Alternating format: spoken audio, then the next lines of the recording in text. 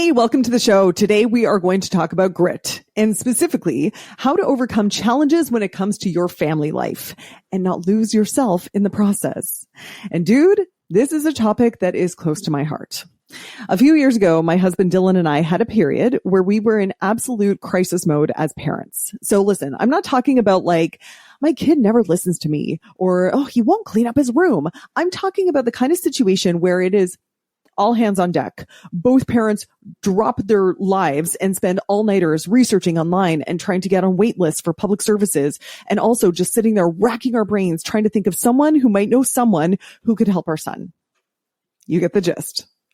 And in one of those moments, I remembered Dayna Abraham. I didn't really know Dayna, but we had met at a conference for experts with online businesses. Like, hi, I'm a fitness and weight loss expert. Hi, I'm a parenting expert for people with challenging kids. Like, we had enough of a conversation that we became Facebook friends, which was the very tenuous connection I had with her when I messaged her one night in peak crisis, absolutely freaking out about what was going on with my son.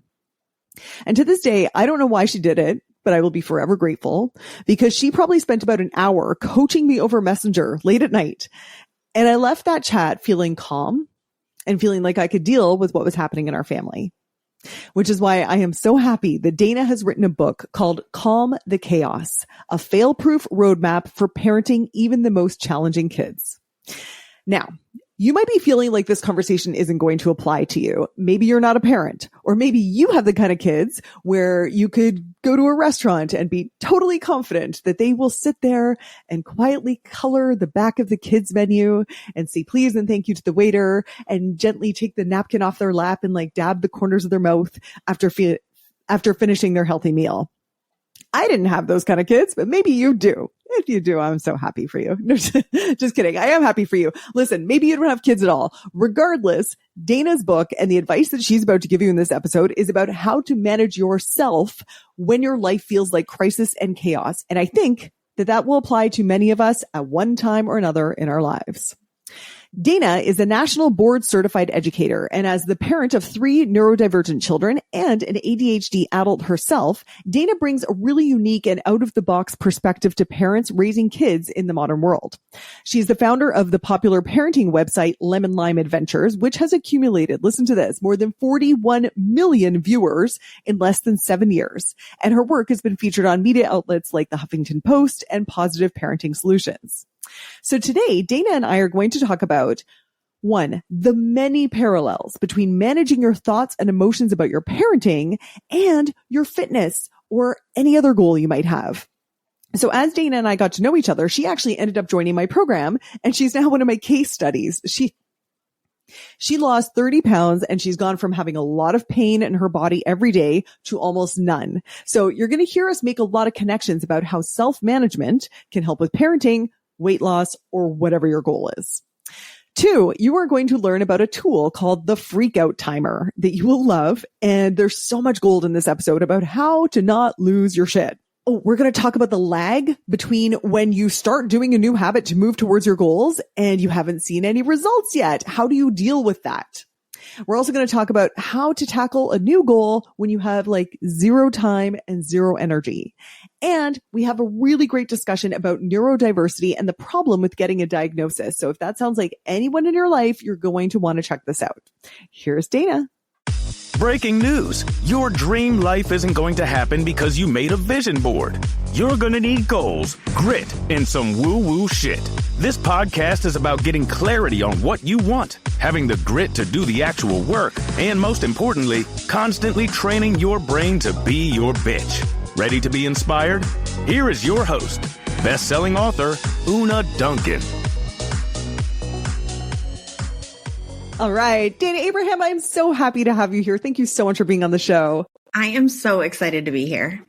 Well, dude, I have been reading your book and I've had so many moments of being so emotionally impacted by it because, as you know, I've gone through a lot of these struggles in my family, and also moments of being like, oh, this is so smart. Everyone needs to read this book. And I'm actually not even talking about parenting. I feel like it's a great general personal development book. And I kind of want to go into that a little bit with you later, but can we start out by you telling the story that you start the book off with when you were racing to the school to pick up your kid again? Can you tell that story?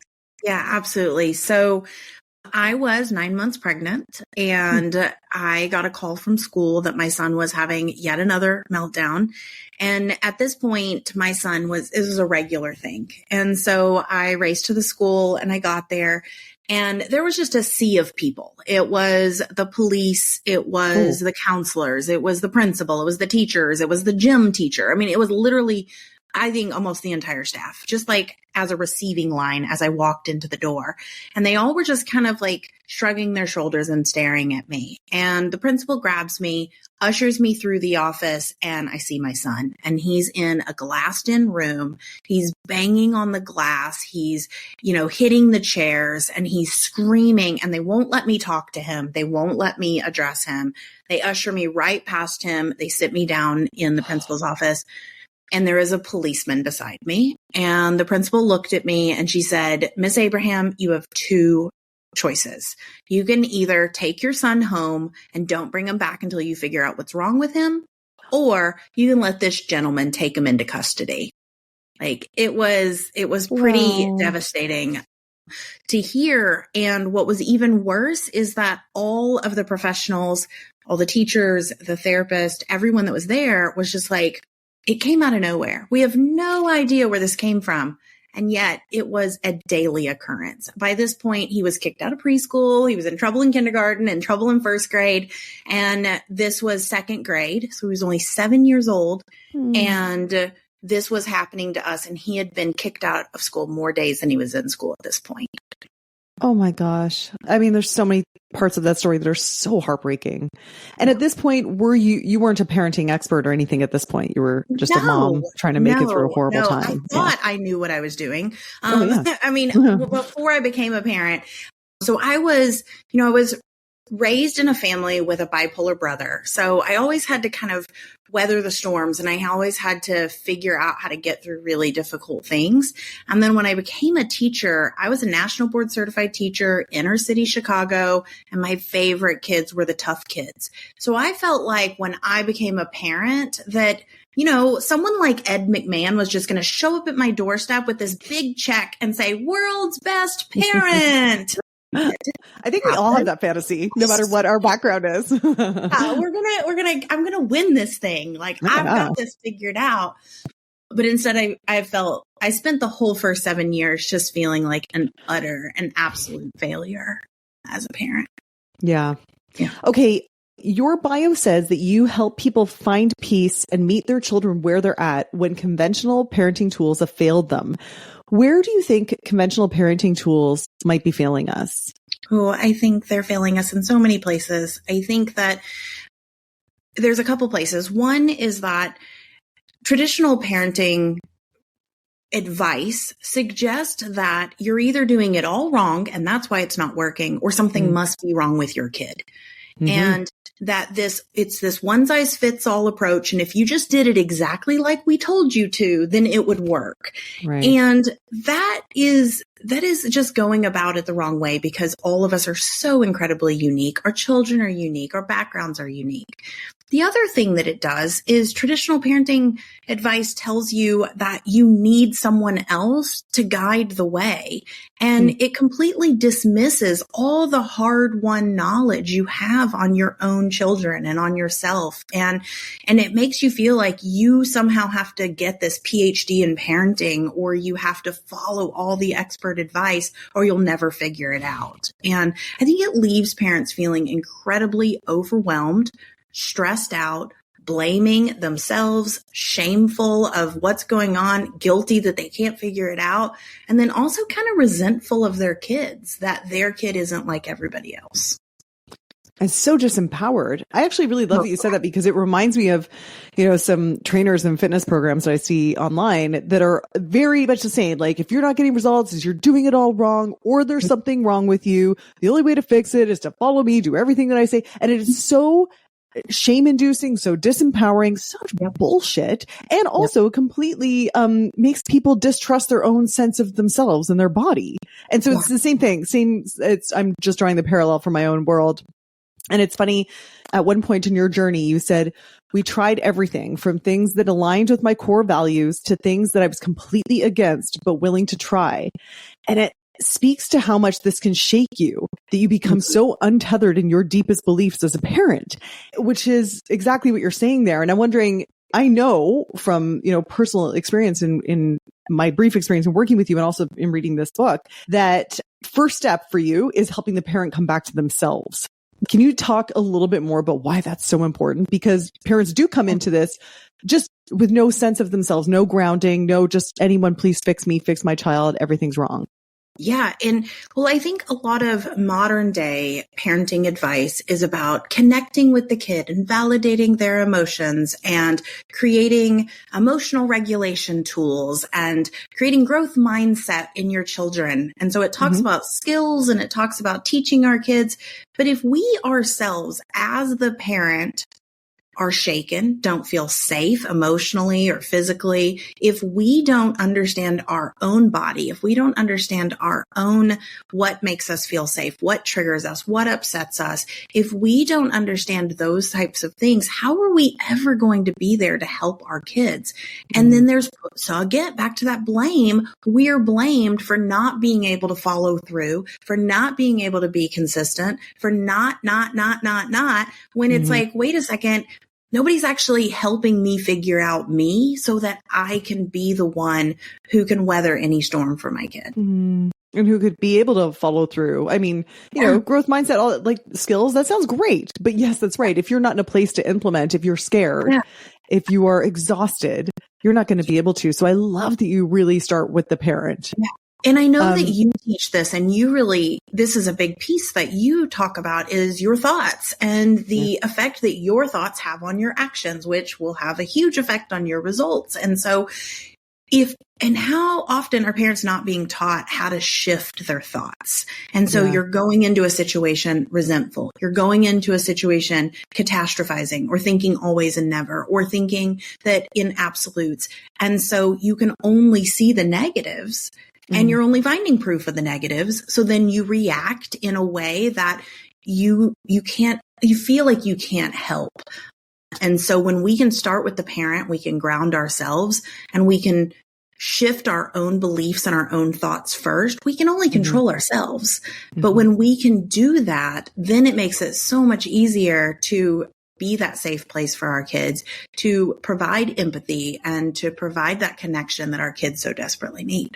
It was one of the thoughts that this actually made me weepy when I read it. You said a lot of parents come in and they think, I am not up for this task. Like I'm not a good enough parent, a strong enough person to be a parent to this particular child. And you say you are exactly the parent that your child needs. And I got weepy the first time I read that. And I'm wondering, what are some other thoughts that your parents are coming to you with that are not helpful? And you mentioned the catastrophizing, the all or nothing thinking. Can you give us some examples of those thoughts and ways that you help them shift? I think that what you just said is coming in and feeling like I'm the worst parent. My kid would be better off without me or with a different parent. And that's just exacerbated if you've got a child who's adopted or you're dealing with a foster child or a stepchild. You're somehow thinking, well, I was not meant to be this child's parent. And so that can be really debilitating and make it really hard to move forward with your child. Some of the other thoughts are, my child's being manipulative. My child's doing this on purpose. My child is just doing this to push my buttons or get under my skin. Right. And when we feel that way, when we think that way, then we see all their interactions as this push against us, as this struggle, this power struggle, as, we're told to watch out for. And so we enter with a guard up, with this big protective piece. And so we work really hard on a couple of ways of shifting. And the very first one, the most basic way of shifting, is just realizing that what you're seeing on the outside is just that. It's just the tip of the iceberg. But there's so much more going on under the surface. And right now, you don't have to know what it is. You don't need to try to fix it. Just knowing that what is happening is a sign that something else is going on and that your child needs you. Your child is missing something, whether that's connection or sensory input or a basic need like safety. or they're missing skills, that there's something else going on. And then the other one, it's one of the most powerful ones. And I talk about it in the book, and it comes from this song by Carly Simon. You know, she says, you probably think this song is about you. Well, I have parents saying, you probably think this meltdown is about you. But the thing is it's not. Like, it's not about you. And we place so much meaning, and we place so much just emphasis on what our kids are doing as them pushing against us, them doing it because they don't care about us, them doing it because they don't respect us. And when we do that, we're leaving no room for us to actually see their point of view or meet our children where they're at. And it's really hard to have any room in your heart to want to connect, to want to get with, down on your child's level when you feel like they're constantly against you. Right. When you're making it about you. And again, I'm listening to this and I'm like, this is not just parenting. This is like the world. This is relationships. I remember saying that to, a therapist once, and I was like, he's so mean to me. And she's like, no, he's just mean. It's just not about you. It's about him. And I was like, oh, yeah. Anyway, so I think that is such a great distinction. It's not about you. It's about the kids. All right, my friend, it is time to announce the winner of the October Leave a Review contest. So every month, I'm looking at the previous month and looking at who left the most amazingly kick-ass review for this podcast. And that person is going to get a prize. And that prize can be a free 28-day transformation. It can be a free copy of my book. It can be a free band, or it can be a free habit tracker. It's whatever you choose. You get to choose. So the winner, drumroll, for October is Ames 9495. Ames 9495 left the sweetest review saying that she had just finished my book and she wanted more. She said she loves the guests and it has become her #1 recommended podcast to all of her friends. I am so grateful to you, Ames, for sharing the love. That really helps out new podcasts. And thank you so much for leaving such a lovely review. And DM me on Instagram at Una Duncan and say, hey, I'm Ames. Give me my prize. And you will get an awesome prize. So please, if you're listening to this now, you can totally win for November. So leave a review right now, and I will be announcing the winner in just a few weeks. All right, thanks. Can you tell us a little bit about the freakout timer? I want to hear about the freakout timer.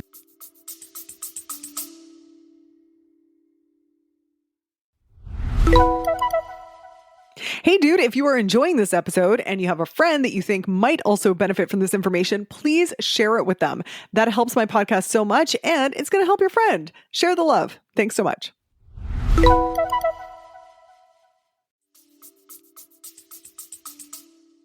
Yeah, so I think the freakout timer is a funny little tool that we created because if you've ever been in an online community, you have seen this happen. And I'm sure you've seen it in your community. I know I've seen it. And if you've ever been a parent in a community, you see oh my gosh, my kid just did this thing. It's the worst. It's terrible. And it's just like word vomit. And you're just getting all your feelings and emotions out on the piece of paper or out on the screen, but there's no resolve. There's no moving forward. There's no solution. It's just bleh. And you a lot of times feel worse than when you started. And then the whole group's energy changes too.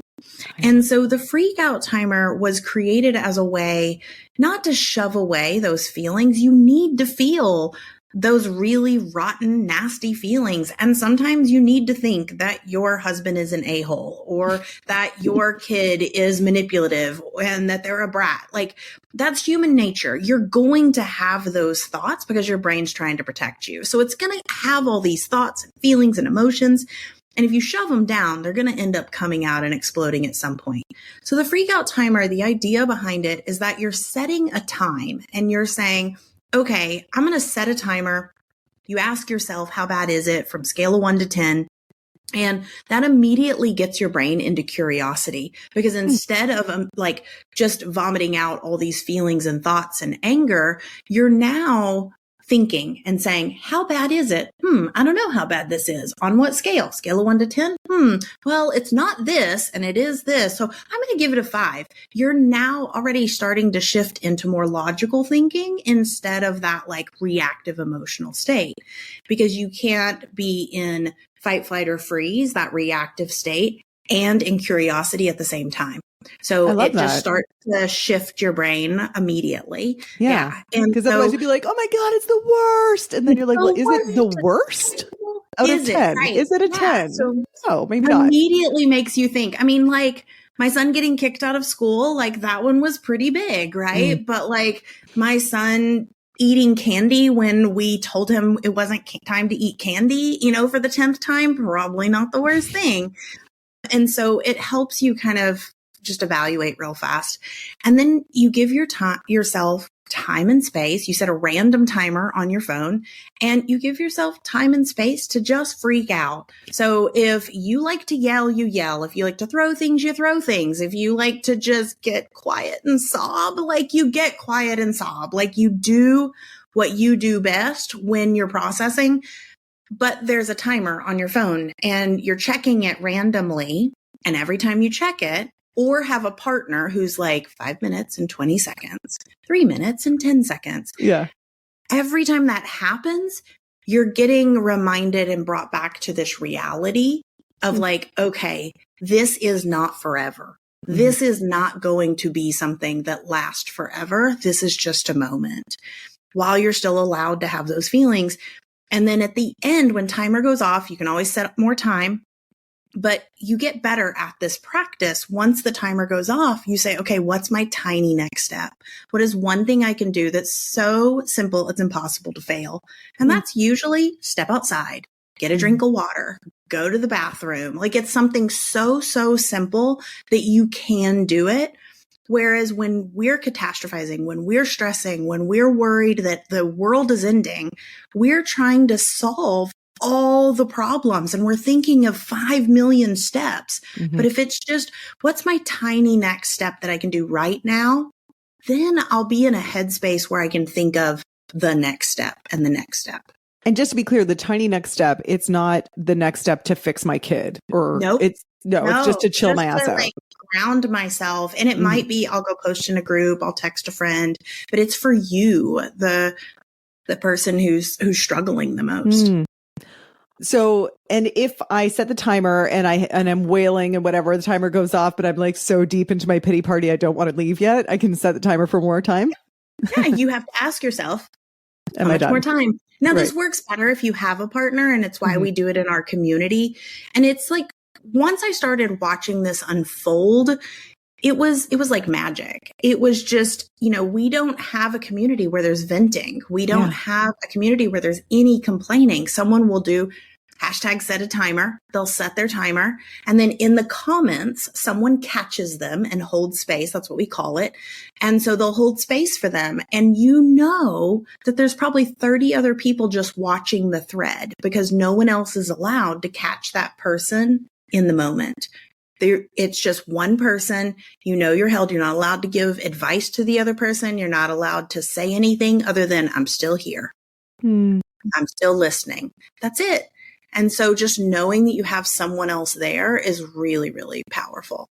It's meant to just be kind of a precursor because when you learn a new skill, when you're trying to create these new habits, so many people try to jump to the end, the end goal, and they try to create the routines and the systems and all this, but they haven't created the foundation. And I know you are all about that.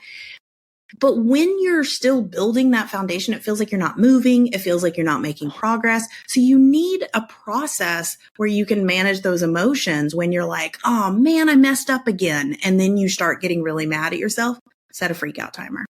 Oh, that's so good. Because one of the questions I want to ask you is you say in your book, it's normal to try these calming techniques and still lose your ever-loving mind. I thought that was awesome. And it takes time to rewire your mind and it takes time to create new habits. So I'm wondering, Dayna, how do you help your community deal with that time lag? Because that is so frustrating when you're doing all the work and the habit is still not coming naturally and you're not seeing results from it and you don't think you ever will. How do you coach people through the time lag? I think that's why one of the very first plans that we create, that ride the storm plan, which I would just equate that kind of like to your tornado plan. Like if I grew up in Tornado Alley, so it's like, here's a storm, we go to the basement, we wait it out. So you're not solving anything, you're not fixing anything. And when you're in that stage, it doesn't feel like you're making a lot of progress. And so the piece of the puzzle of that plan that I teach right up front is how to start celebrating really small wins. And so we start looking for progress, not perfection. We start looking for proof of the opposite. We start looking for, small growth. So let's say my kid used to melt down for 3 hours at a time, and now they're melting down for 30 minutes and they're going to their room by themselves, right? That's a huge win. So I've got to focus on that and focus on that gain instead of focusing on, well, he's still having meltdowns, he's still hitting. And so by really celebrating that right at the beginning and creating a habit, it's one of the first habits we want you to create, is this habit of every single day, like, what was a win I could celebrate today? Even if it's just, I lost my shit and then I reconnected afterwards. Right. That's better than I lost my cool and then we just derailed for 3 days. So celebrating those really small pieces is one of the ways to handle that lag from, I have this goal, I have this intention, and it's how you stay committed when you're not seeing the results yet. I love it. And when you said finding proof of the opposite, I thought you gave so many great examples in the book, like when parents are like, oh, my kid, I don't know, whatever, like my kid doesn't like me or something like that. I'd be like, well, actually, he came to you and asked you to read him a book, or my kids are always fighting. Well, not really, because they did have that one moment. So you have to keep training yourself to find those things. It's so good. Absolutely.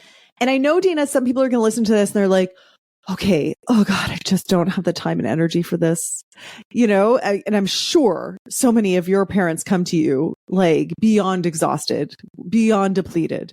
So can you tell us a little bit about the 5-minute energy plan? Yeah. 5-minute energy plan is one of my favorite things. We didn't used to teach this actually. And funny story. Can I tell a funny story? Please. It's like, it's off. If it's off, I'm going to get back to the 5-minute energy plan, but I still tell people this story. In 2019, I don't know if you remember this, I sat next to you when your book was coming out. And I was like, I don't get it. How do you put your book in, or how do you put your method in a book? And you're like, because I know it effing works. And you were so confident. You were so darn confident. I was like, I don't know that I know this method works without me or a coach. And we didn't used to have this you piece in 2019. And we didn't used to have this 5-minute energy plan. And once these two got added, people were able to make this progress by following the step-by-step roadmap that we laid out. And they were able to do it without me right there by them and by their side. So this 5-minute energy plan, the way that it came up is, it was after 2019 when I met you, and I was like, okay, I know this works. I've seen the results, but where are people who are making the most progress, the fastest progress? And they're not necessarily the ones that are coming to coaching calls. So they're not necessarily the ones that are getting the most help in the group, but they're just making really fast progress. What are their habits is what I wanted to know. What are they doing that's making a difference? And it came down to these 5 habits that have become our 5-minute energy plan.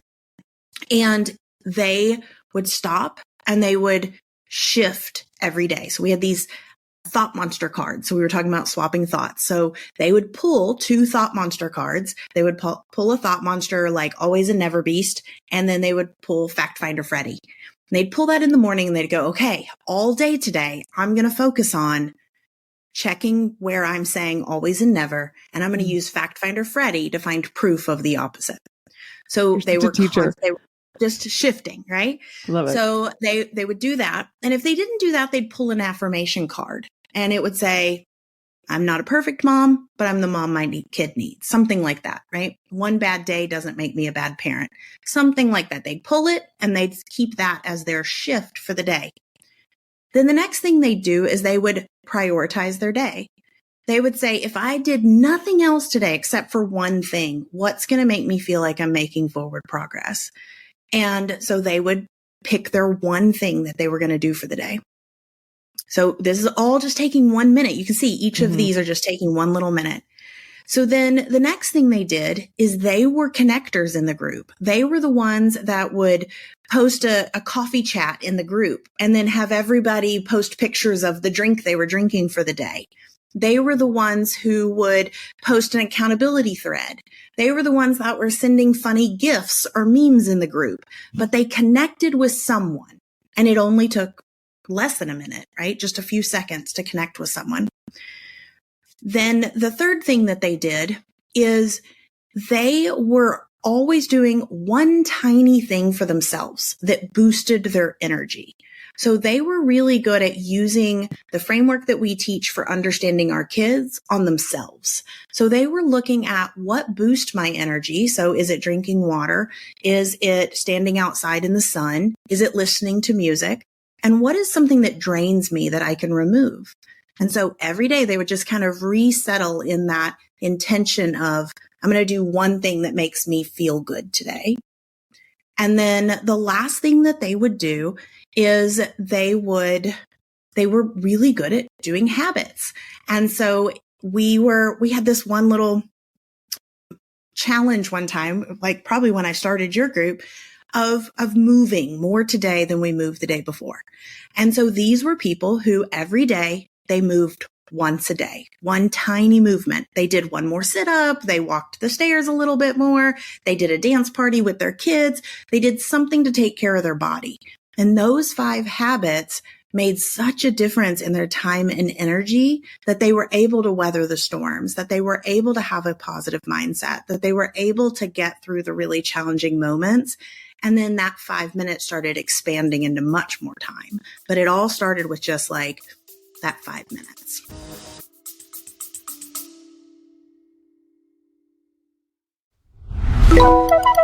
This podcast is made possible by Fit Feels Good, my online fitness and nutrition company. Here's what we do. I have so many incredible benefits from the MFA program. It literally changed my life. I have the book, Healthy AF. I'm absolutely in love with my life now. I find that the healthy habits that I built are amazing to go back to. The benefits that you're going to see as a woman in your 40s plus are things you could have never imagined. The key, which I know Una talks about over and over again, is loving your body now, not what you're envisioning it to be.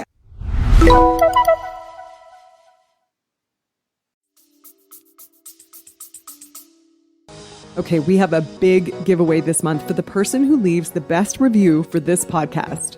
As you probably know, reviews are huge in order to help a new podcast like this one grow an audience. So, if you're kind enough to leave a review, you will be eligible to win a free spot in my upcoming 28-day transformation program.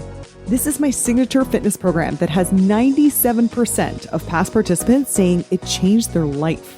All you got to do is leave an awesome review right now and tune in next month for when I announce the winner. Back to the show.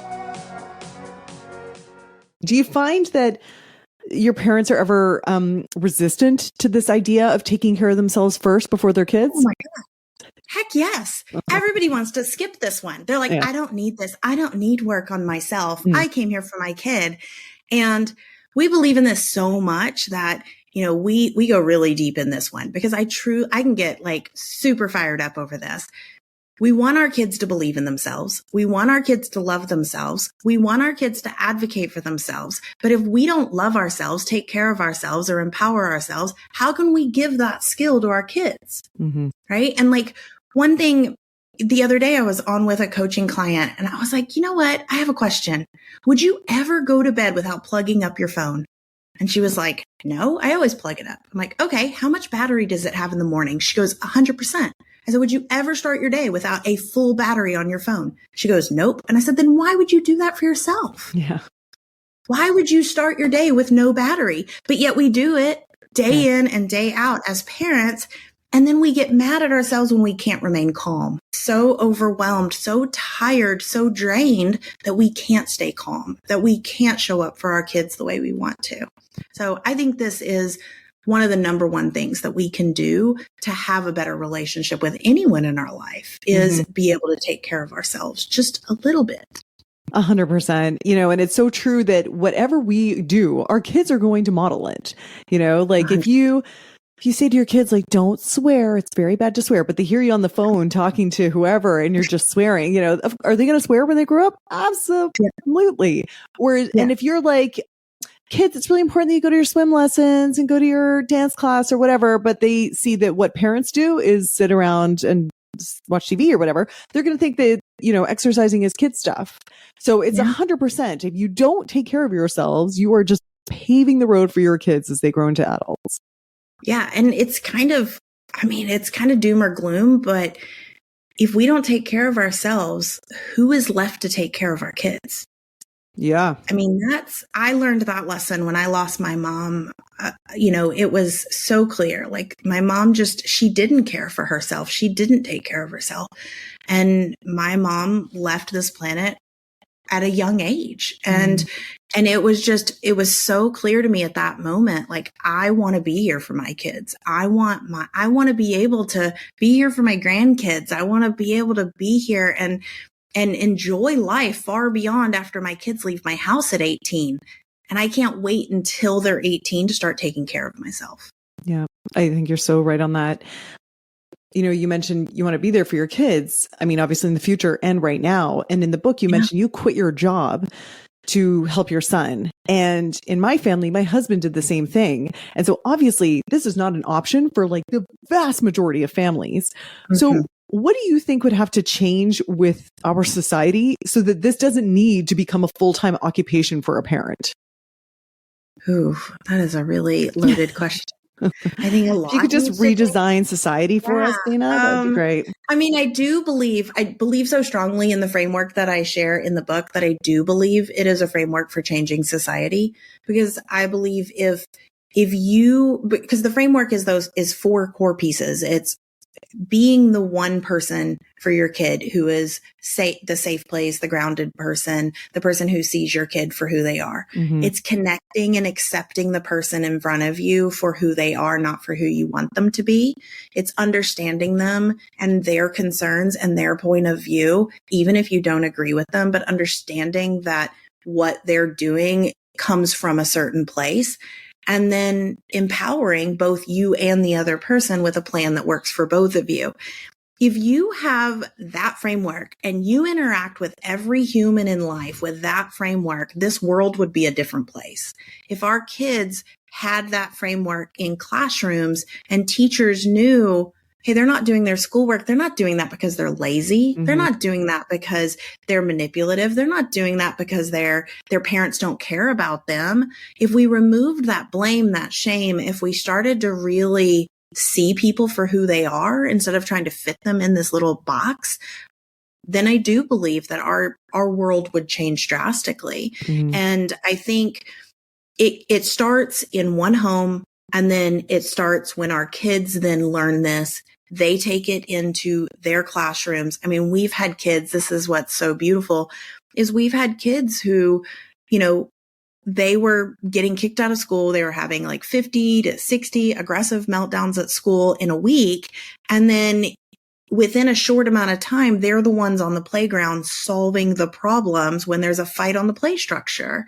And the teachers are like, wait, I don't understand what just happened. They just created a whole little class meeting, heard everybody's concerns, and then advocated for the kids in the class to say, this is what I think we need to do to solve the problem. Wow. It's powerful stuff. You're teaching life skills here. And I think if we can kind of get rid of, if we go back to that thing we talked about at the beginning of these traditional parenting paradigms, this idea that we all have to fit in a box, that we all have to do things the same way. Like you and I, we work online, we do these really cool things. This didn't exist when you and I were growing up. Yeah. So when we realize that and we stop trying to put everyone in this very boxed in approach to life, and we start looking at, but how, what are the possibilities? Can we have a hybrid? Can we, for school, can they go half day and then do online for the other half? Can they do just a couple of classes? There's so many options, but we have to be willing to think outside the box. Yeah. At one point you mentioned in the book, you used to teach inner city schools with as many as 48 students in your class. In kindergarten. That to me blows my mind. Yeah. And I just wonder, to what degree do you think that some of these behavioral problems might be the result of systemic failures with things like overcrowded schools versus individual students being bad? Oh, I mean, I don't believe that any children are bad. And I taught in inner city Chicago, right? Like there are bad behaviors. There are behaviors that are hurtful and harmful. There are parents who are neglectful, but a parent listening to this, that's not going to be the parent that's neglectful, right? That's the parent who cares about their kid, who wants the best for their kid, who wants the best for, the future. And I think that it's this one size fits all approach, and it's making assumptions. It's looking at the surface level and saying, well, we have kids who are failing, so that must mean we need to teach reading more. No, why are we failing reading? Probably because they don't have food, right? And probably because they're not able to sleep in a safe place, like probably because they're not taken care of at such a deeper level. They don't feel safe. And if they don't feel safe, then they're not going to learn, and they're not going to be able to treat others kindly, because it's all going to be a protective mechanism. And so there is so much, and this is really deep rooted. We could go for a long time on this. I think, like this is something, a lot of the parenting strategies that are being taught even today, they come from a place, and even in education, they come from a place of us needing to create factory workers and soldiers. And we're not in that world anymore. And so we have to start thinking differently for our kids. We have to start thinking differently for our communities so that we are more accepting of the differences that are around us. Mm-hmm.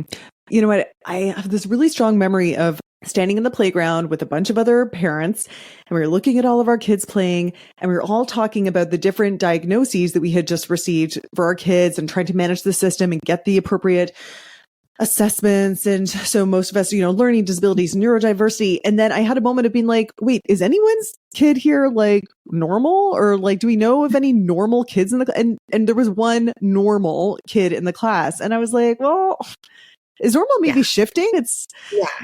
The whole concept of neurodiversity is that we all are different. We all have different wirings. We all have different neurotypes, different sensory preferences, different ways of thinking about things, just like we have different learning styles and we have different likes and dislikes. It's not just learning style. It's all of us as a human. And so we have to start looking at this as individualized, both in school and stop looking at it as deficits and things to fix. And, I've been down the road of diagnoses. People in our world are always looking at, well, I wonder what diagnosis this needs to be. And the problem is with a diagnosis, you get no roadmap, you get no plan. You might get a little more understanding of what's going on. And it feels good to be like, okay, there's others out there that are like this, right? But at the same time, there are so many kids that will never get a diagnosis. My daughter will probably never get a diagnosis because she quote unquote fits in. She is a star student. She is a great friend. She is so sweet, so loving. And so because there aren't those outward behavior problems and because she's a straight A student, she'll probably never get a diagnosis, but she has debilitating anxiety. She has really strong sensory preferences. She is so empathic, like she feels everybody's feelings and emotions. And you have to parent her differently. You have to teach her differently. And so we have to start looking at all individuals that way and saying, okay, what makes you you, and how can I create an environment that you can thrive in? At one point in your book, you say a diagnosis isn't a reason behind a behavior. And I read that and I was like, ooh, I think that might trigger some people. Tell us a little bit more why a diagnosis isn't a reason behind a behavior. Because the behavior you're seeing on a diagnosis is a set of bullet points, basically, that a bunch of psychologists have come together and said, okay, this grouping of characteristics is this diagnosis, right? That's what a diagnosis is. There are many diagnoses that haven't even made it in what's called the DSM-5, which is what makes a diagnosis that you can get in a school system even and get services for. And so the diagnosis is an understanding. It's a grouping, but again, it's still a box you're putting a kid in or a person into. But the reason behind the behavior isn't because they're autistic, isn't because they're ADHD, isn't because of this. Like, I'm an ADHD adult, so I'll use me as an example, right? I am not disorganized because of my ADHD, right? I am disorganized because it's the way my brain operates. Like, I have ADHD, I am ADHD, and me being disorganized is the flip side of my superpower, which is also my creativity and my constant thinking and overactive brain. And you can't have one without the other. And so when we think of a diagnosis as something to fix, we're getting rid of the very thing that also can help our kids thrive. And when we're looking for diagnosis being the reason, then we're not really looking at the need that isn't being met. So in the book, I talk about 6 core needs. The first one being basic needs. If you are hungry, thirsty, tired, you're going to be hangry, you're going to be snippy, you're going to have trouble like staying calm and regulated and paying attention. And the safety piece is a big one. And that is part of a basic need, is to feel safe psychologically, emotionally. And so you're going to see outward behaviors. If we don't feel connected or we don't feel like we belong. And right now in our world, in our society, it's like you belong in this group or you belong in this group. And it's very polarizing. Yeah. And when you don't feel like you belong, you're going to act out. There's going to be behaviors. And so, and I could keep going further and I go further in the book, but the point here is that the diagnosis is just this set of characteristics. But the fact that you want me to fit in and you don't see me as who I am, like I speak differently or I think differently, that makes me feel really isolated. I'm going to act out because I feel isolated, not because I have ADHD. Mm-hmm. Thank you for that distinction. It strikes me that as there's so much diversity in kids, there's equal diversity in parents. And I wonder if we need to expand our idea of what a good parent is and what good parenting is. Yeah. I mean, I think that I think there's a lot of judgment, and I think there's a lot of, you're either a good parent or a bad parent. You're either a good kid or a bad kid. And I think every single person is doing the best with what they've got and the experiences they've had leading up to where they are. And that is really controversial. And I know there are quote unquote bad people in this world. I still think they do what they do because of, I think if you took those 6 basic needs, right, those 6 things, you're going to see that they either didn't feel safe. So they were looking for control or power or something that made them feel safe. They were looking for belonging. They were looking to settle some sort of like physical sensory need. They lacked the skills, or they had this just innate desire, this like pull to do this thing or to get this thing. And so I think if we look at all of, even, this is, like I said, very controversial. I've had lots of arguments with even people like that I know very closely. You'll find that those needs weren't met as a child, and as they grew up. I don't think that they were born bad. I don't think that they are bad. I think that they don't have their needs met in a certain way. And so I think that's what it comes down to, is looking at the world is a good place, but the world is not understanding yet. Right? We're having to learn how to be more accepting. We're having to learn how to understand people more, be more in tune with other people's needs, and how to not take everything so personally, going back to the beginning and not taking it. Doesn't mean accepting bad behavior. No, it doesn't mean that it's okay for someone to hit me. It doesn't mean it's okay for someone to steal my car. That's not what I'm saying. But we have to look at it differently instead of just saying, that's bad, let's punish it. Yeah. Like, because that's not working for us. Mm-hmm. So what else can we do? Dayna, any final thoughts you'd want to say to any parents who are listening and thinking, oh my gosh, what's wrong with my kid? What do I do next? I can't handle this anymore. I'm too tired for my work. I'm sure that's basically the state that people come to you in. Yeah. Yeah. I mean, I would go back to something you pointed out right at the beginning. If you're listening to this and you feel like either it's too late, I've messed up my kid, or there's so much going on, I can't ever get ahead of this. I want you to know you are exactly the parent your kid needs, and you're not failing. Most likely you haven't had a clear roadmap to follow. You haven't had a framework that simplifies things so that it's not so overwhelming. And you haven't had a community that gets you, that understands you. And you're not alone. I mean, when I started this, I started my blog kind of sharing all the ups and downs, and I wanted to find one other human who was as quote unquote messed up as I was. Mm.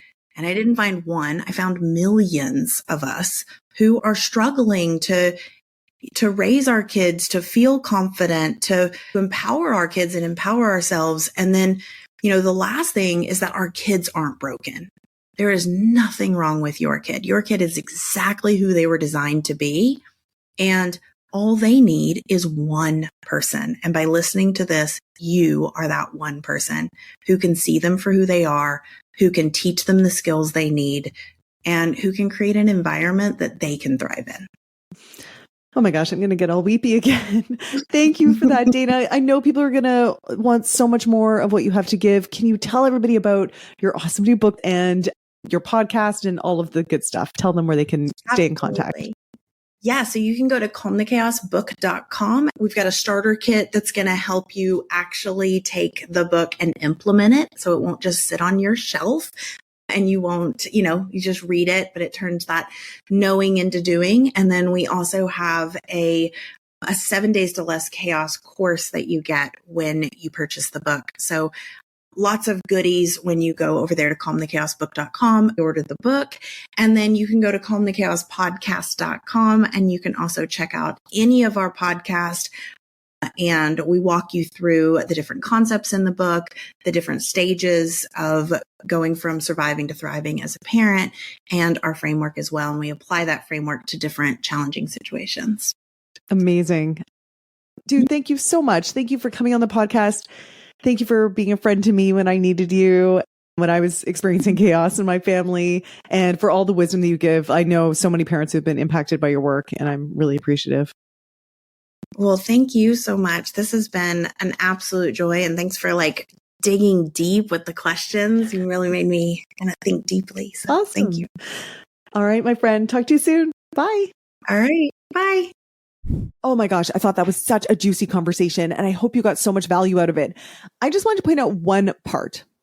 Dayna's awesome question. What are the habits of successful people? So this is an example of a salutogenic approach. I talk about this in my life design course. It's an approach where rather than trying to figure out what's wrong, it's more like, let's figure out what's right and do more of that. So for example, instead of focusing on the fact that 99% of people who lose weight gain the weight back, it's like looking and being like, well, wait a second. There's 1% who don't. What are they doing? Or in your relationship, instead of trying to resolve the disagreement that you and your partner keep having, it's about, instead focusing on when are we at our best? Let's do more of that. And then your disagreement won't feel like such a big deal in the context of that deeper connection. So Dayna had this awesome idea of looking at the members of her program who were having the most success. And she found that they, one, think positively. They use those affirmation cards. What am I doing right? Where's the evidence that I'm moving forward? I'm not perfect, but I'm exactly where I need to be right now. 2, and I'm pointing these out, dudes, because these are kind of the clues of successful people in any group I've been in. 2, they are the connectors in the group. So I have definitely found that the people who are most active in my groups are the most successful. So now, obviously there's a chicken or the egg question there. Are they, active in the group because they're feeling successful, or is it vice versa? But I do know that people who were active in the group and then they suddenly start to fade away, it is like the canary in the coal mine, because what's happening is they are noticing that their actions and their thoughts and their feelings are not in alignment with the group. So they start to be like, oh, that doesn't feel good for me. I'm going to kind of ghost a little bit. And that is like a precursor to them sort of falling off of their goals. Okay, 3. They move every day. So isn't this interesting? This was something she noticed about the most successful parents. This is not a fitness membership she's got. The most successful parents move every day. And I have talked about this over and over on this podcast about the importance of managing your physiology, which is not like do workouts to burn calories and then lose weight. All right. It's move your body, because that is the fastest way to influence how you feel. And again, your feelings are going to lead to your actions, and that's going to give you the results. 4, her most successful members are the people who really embraced the absolute critical importance of putting the oxygen mask on themselves first. It is so tempting to think that in order to achieve our goals with our parenting, we need to focus on the kids, right? That seems so obvious. Or with our job, we need to tackle that to-do list. But no matter what your goal is, you must take care of yourself first, physically and emotionally. Okay. Those are my biggest takeaways. I got so much out of that conversation. I would love to hear about your biggest takeaways. So send me a DM on Instagram at Una Duncan, and I'll see you next week. Bye. Hey dude, thanks for listening. If you like this episode, make sure you're subscribed so you can get the next one. And by the way, if you rate and review this podcast, it really helps me get found by other people who need some goals, grit, and some woo-woo shit. And be sure to connect and DM me at Una Duncan on Instagram and let me know what you thought of the episode. Chat soon.